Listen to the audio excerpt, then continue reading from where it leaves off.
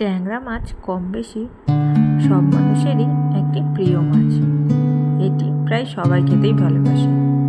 তাই আজকে ট্যাংরা মাছের একটা খুব সহজ রেসিপি বানিয়ে নিয়েছি, ট্যাংরা মাছের তেল ঝাল। দেখো তাহলে কীভাবে বানাই। প্রথমে ট্যাংরা মাছগুলোকে ভালোভাবে বেছে ধুয়ে নিয়েছি। তারপর এগুলোর মধ্যে দিয়ে দিয়েছি নুন, হলুদ আর কিছুটা পরিমাণে সর্ষের তেল। সর্ষের তেলটা দিয়ে খুব ভালোভাবে মাখিয়ে নেব। সর্ষের তেলটা মাখিয়ে নিলে ট্যাংরা মাছগুলো ভাজার সময় ফাটে না। এবার একটা মশলা বানিয়ে নেব। প্রথমে মিক্সির মধ্যে দিয়ে দেবো কয়েক টুকরো রসুন, কয়েক টুকরো আদা, দুটো শুকনো লঙ্কা আর কুটো জিরে। এগুলোকে জল দিয়ে খুব ভালোভাবে স্মুথ একটা পেস্ট বানিয়ে নেব। দেখো আমাদের মশলাটা তৈরি হয়ে গেছে। এবার কড়াইয়ের মধ্যে বেশ খানিকটা সর্ষের তেল গরম করব।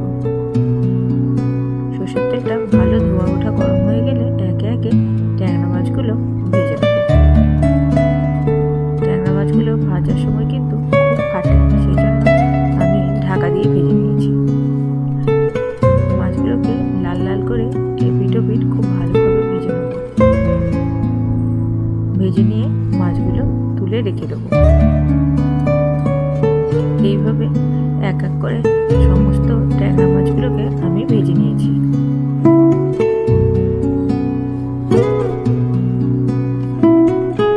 আমার সব মাছ ভাজা হয়ে গেছে। এবার ওই মাছ ভাজার তেলের মধ্যে দিয়ে দেবো বেশ খানিকটা পেঁয়াজ ভাজা। পেঁয়াজ ভাজাটা দিয়ে খুব ভালোভাবে ভাজা ভাজা করে নেব। পেঁয়াজটা খুব ভালোভাবে লাল লাল করে ভাজতে হবে। এবার পেঁয়াজটা ভালোভাবে ভাজা ভাজা হয়ে গেলে আগে থেকে বেটে রাখা মশলাটা দিয়ে দেবো। মশলাটা দিয়ে খুব ভালোভাবে কষাবো, যাতে মশলার কাঁচা গন্ধটা চলে যায়। আমার মশলাটা খুব ভালোভাবে কষানো হয়ে গেছে।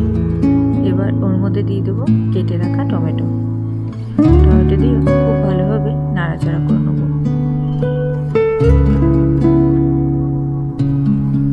টমেটোটা ভালোভাবে নাড়াচাড়া করে নিয়ে এবার ওর মধ্যে দিয়ে দেবো স্বাদ মতন লবণ,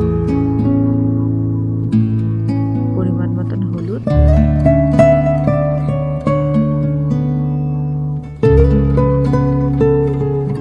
দিয়ে খুব ভালোভাবে নুন হলুদটা মশলার সঙ্গে কষিয়ে নেব। দেখো আমাদের মশলা কষানোটা খুব ভালোভাবে হয়ে গেছে। এবার দিয়ে দেবো ওর মধ্যে পরিমাণ মতন জল।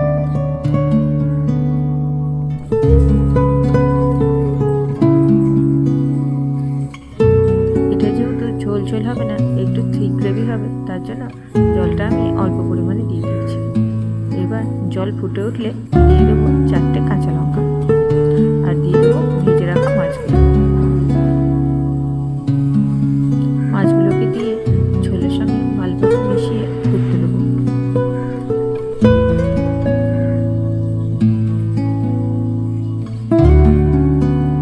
দেখো আমাদের ঝোল ফুটে মাছগুলো খুব ভালোভাবে সেদ্ধ হয়ে গেছে।